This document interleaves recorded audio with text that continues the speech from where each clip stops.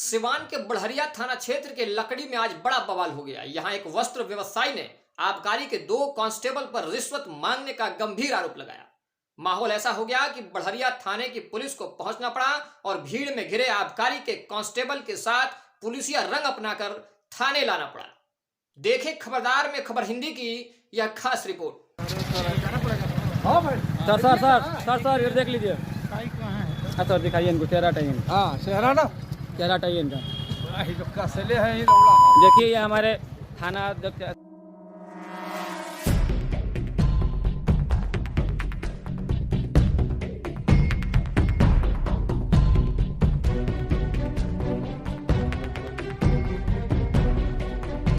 नमस्कार, मैं आशुतोष श्रीवास्तव। शुक्रवार को लकड़ी बाजार स्थित एक वस्त्र व्यवसायी ने आबकारी के 2 कांस्टेबल को रुपए मांगने के आरोप में घेर लिया और धीरे धीरे आबकारी के 2 पुलिस कांस्टेबल तथा स्थानीय वस्त्र व्यवसायी की बातचीत बड़े बवाल में तब्दील हो गई। दरअसल हुआ यूं कि हाल ही में लकड़ी बाजार पर वस्त्र व्यवसायी जो लकड़ी निवासी नारायण प्रसाद का पुत्र पप्पू कुमार बताया जाता है कि यहां आबकारी की टीम ने छापेमारी की थी। सूत्रों के मुताबिक आबकारी को ऐसी जानकारी कहीं से मिली थी कि उपरोक्त वस्त्र व्यवसायी के यहाँ शराब है और यह शराब का धंधा करता है। आबकारी के अधिकारियों ने जब छापेमारी की तो इसके यहाँ कोई बरामदगी नहीं हुई। इसके बाद टीम बेरंग वापस लौटी।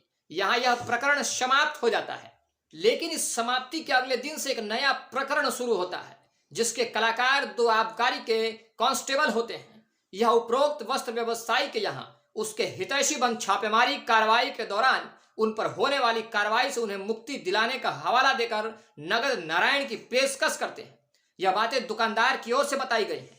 हालांकि इस पेशकश पर दुकानदार ने सूझबूझ से काम लेते हुए दोनों कांस्टेबल को साफ कह दिया कि मेरे यहाँ जब किसी प्रकार की कोई बरामदगी ही नहीं हुई तो मुझ पर कार्रवाई की बात कहां और मुक्ति हेतु नगद नारायण की बात कैसी।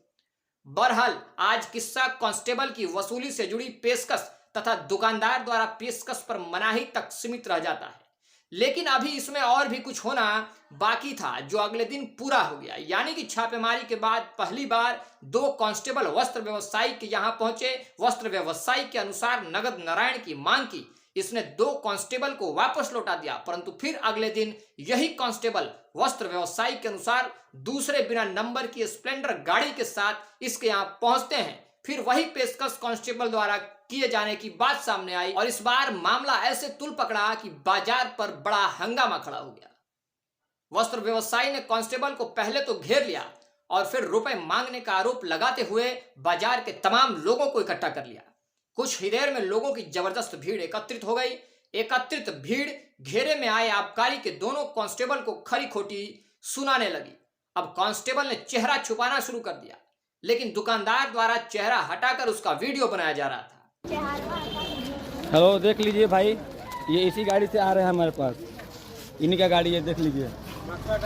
देखिए इन्हीं का ये गाड़ी है, इसी बाइक से ही हम हमारे पास आ रहे हैं। देखिए बताइएगा तब ना। इनसे इनका आइडेंटिटी कार्ड मांगा जा रहा है, अपना दिखाइए। क्यों नहीं दिखा रहे हैं? ऐसे जबरदस्ती बोल रहे हैं कि हम आबकारी विभाग के हैं। आइए हमको कल से आकर देखिए, इनके गाड़ी पर नंबर भी नहीं है। देखिए इधर नंबर भी इनका नहीं है गाड़ी पे। आज दूसरा बाइक लाए हैं लोग, कल दूसरा बाइक लेकर आए थे लोग।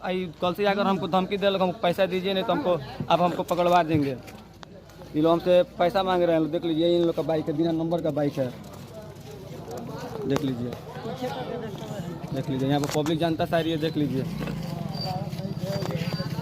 कुछ देर में मामले की जानकारी पुलिस को दी गई। जानकारी पाकर लकड़ी चौकी इंचार्ज शिव शंकर झा घटनास्थल पहुंचे और एक मोटरसाइकिल पर कांस्टेबल को बिठा लिया और पीछे खुद बैठ उसे लेकर चौकी के लिए रवाना हो गए। मोटरसाइकिल पर बैठने के दौरान चौकी इंचार्ज लकड़ी ने कांस्टेबल के साथ चोरों जैसा सलूक किया। भीड़ में कांस्टेबल की खूब किरकिरी हुई। पुलिस द्वारा कांस्टेबल को थाने ले जाने तक चर्चा 2 प्रकार की थी कि क्या वह सही में पुलिस के कांस्टेबल थे या झूठ बोलकर उगाही के लिए यहां पहुंचे थे।